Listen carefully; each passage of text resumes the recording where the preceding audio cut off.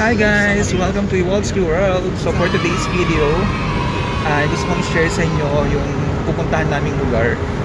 So i-review natin siya kung okay ba ang kanyang mga amenities and mga facilities. So for the past 8 months, this is our first time na makalabas ng aming bahay. So thankful kami kasi meron kami kaibigan na meron siyang kapatid na sasakyan. So mas easy yung travel namin. So mamaya guys, ikwento ko sa inyo, ipapakita ko sa inyo ang ilang bahagi ng resort na yon. Ano yon? Alamin nyo mamaya. So see you guys around. Bye bye.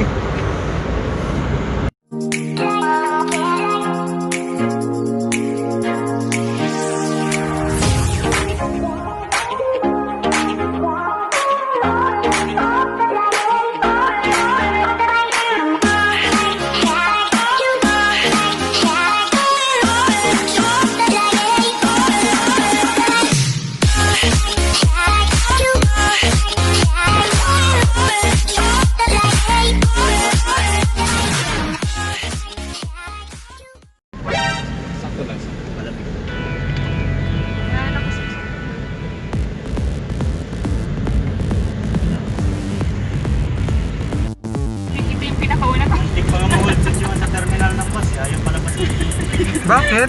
Wala akong ball trace. Ito, ganito. Ganyan.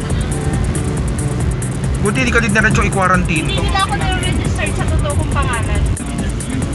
May energy naman yun ah.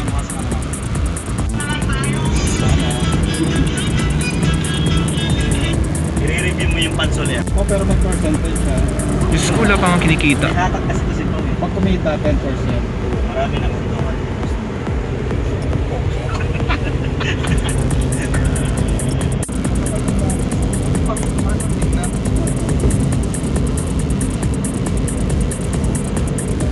Babalik ako mag-drive.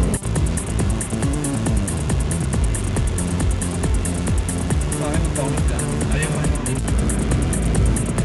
Sama. Burn ako lang. Yung ano, yung mataba, yung ano, labas yung bilbil. Yung ganun.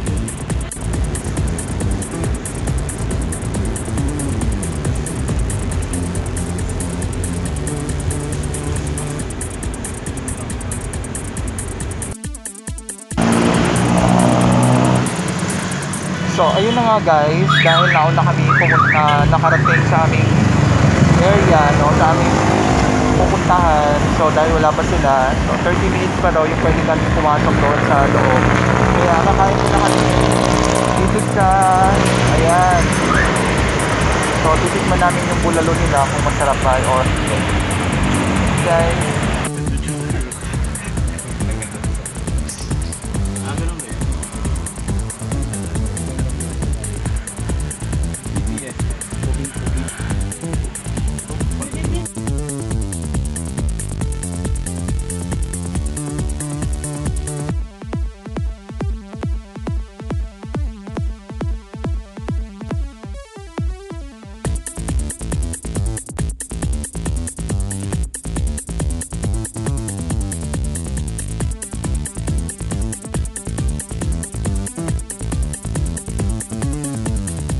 so ito guys yung main gate papasok ng resort dito sa Labelle. So ito yung resort na pinuntahan namin sa Laguna. Hindi ko alam kung bakit tinatawag na Pansol. Siguro yung area niya is Pansol.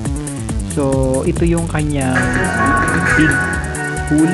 Ayan, actually dalawa lang yung swimming pool niya. Merong big pool which is 5 feet ang lalim. At ito naman guys, yung kapag pagpasok nyo sa gate, ito yung kanilang main entrance. Ayan. So, ganyan lang yung itsura niya. Ayan. So, nakapark yung mga sasakyan namin. Wow, sasakyan namin. Ayan yung mga kasama ko. Nagkakasayahan sila, nagbibideo okay. So, sila pala yung mga kasama ko guys sa Beyond the Rocketeers. Ayan, yung isa kong kasama sa paglalaro. Ayan. Na sinolo niya yung malaking swimming pool. Ayan, so ganyan siya kalinaw at kalinis. Maliit lang yung pool. Ayan, nagbibideo okay sila. So social distancing naman is ino-observe din namin syempre para ma-ligtas lahat, no? At ito naman guys yung paakyat na hagdan papunta ng second floor. So sa second floor building guys, second floor ay meron isang parang ayan, isang malaking lugar, isang malaking area kung meron kayong mga party, ayan. So ito yung sa taas, no. So kapag kayo nasa second floor, ito yung itsura ng nasa baba.